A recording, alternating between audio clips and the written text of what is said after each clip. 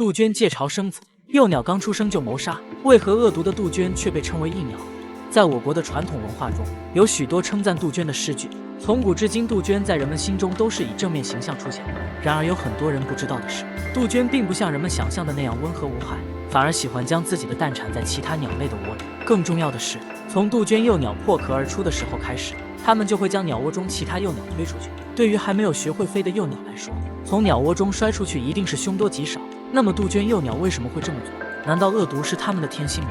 其实这是因为在杜鹃鸟的身体上有一块凹陷，一旦有物体触碰到这个地方，那么它们的身体就会出现条件反射。无论是鸟巢中没有破壳的鸟蛋，还是已经孵化出来的幼鸟，都无法逃脱它们的魔爪。这种能力是杜鹃鸟在进化中不断演化出来的行为。只要将其他的幼鸟全部杀死，就能够获得养母的全部精力，从而快速的长大。不得不说，杜鹃的这种行为也是为了能够更好的生存下去，只不过方法有些残忍罢了。那么杜鹃为什么不在自己的巢穴中产卵，反而要将鸟蛋放在其他种类的巢穴中？难道自己养育后代不是更好吗？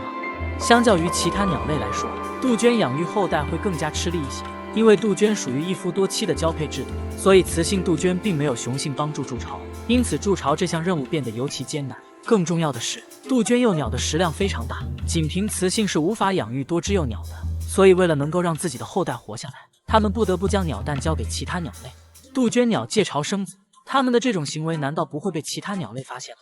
相较于其他的鸟类来说，杜鹃鸟的体型会稍微大一些，但是它们的鸟蛋大小却没有很大的区别，并且在杜鹃鸟寻找产卵的鸟巢时，会将鸟蛋进行对比，选择一个相似度比较高的进行产卵。这样一来，其他鸟类就很难发现鸟巢中的异常了。但这种情况也不是完全不会被发现，一旦被发现后，那么杜鹃鸟产下的卵就会被毫不留情地推出鸟巢，根本等不到幼鸟破壳而出。既然这样的话，那么杜鹃鸟的生存状况不会受到影响吗？事实上，杜鹃鸟每次最多可以产下12枚鸟蛋，它们并不会将其全部放在同一个鸟巢中，而是分散放置。即使其中的1-2个被发现了，剩余的也依旧能够很好的活下去。幸运的话，还能够得到寄生家庭父母全部的精力，获得更好的生存环境。那么等杜鹃鸟长大以后，它们难道也不会被养父母发现异常吗？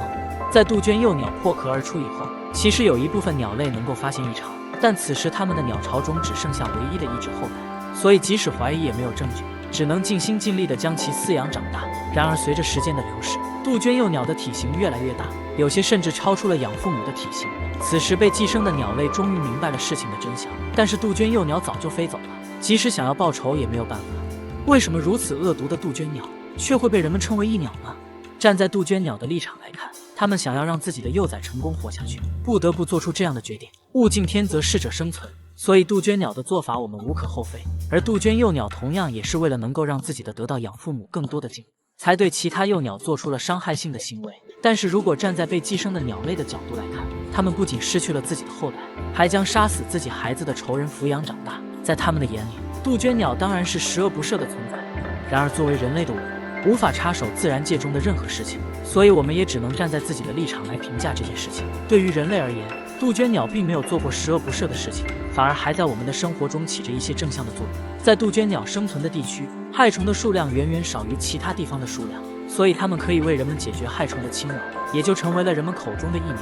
不仅如此，虽然杜鹃鸟的生殖策略会影响其他鸟类后代的繁衍，但是并没有对自然界的整体发展造成影响。这样一来，人们自然就没有讨厌杜鹃鸟的理由。值得一提的是，杜鹃鸟如今的数量越来越少，已经被列为了国家3有保护动物，所以想要防止它们走上灭绝的道路，一定要开始注意环境的保护问题。本期视频到这里就结束了，对此你还有什么想说的吗？欢迎在评论区留言。